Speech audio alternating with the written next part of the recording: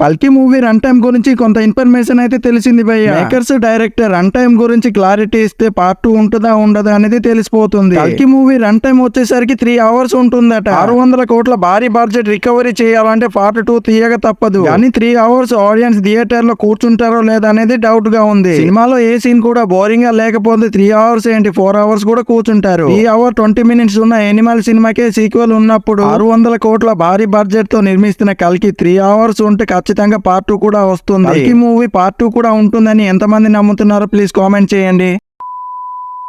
ఇప్పుడు మన టాలీవుడ్ ఇండస్ట్రీలో మాస్ డైరెక్టర్లు ఉన్నారు కానీ మాస్ హీరోల కరువు ఏర్పడింది. కానీ కొంతమంది యంగ్ హీరోలు మాస్ గా మేము ప్రూవ్ చేసుకుంటామని వాళ్ళు నటించిన ఊరమా సినిమాలు ఈ ఏడాది రిలీజ్ చేయబోతున్నారు. విశ్వక్సేన్ నటించిన gangs of Godavari, Naga Chaitanya first time pan ఇండియాలో అడుగు పెడుతున్న తండ్రి, నటిస్తున్న పీరియాడిక్ మూవీ అయిన స్వయంభూ, కార్తికేయ, భజే వాయు వేగం, ఈ 4 సినిమాల్లో ఏ హీరోకు మాస్ హీరోగా గుర్తింపు వస్తుంది అనుకుంటున్నారో ప్లీజ్ కామెంట్ చేయండి.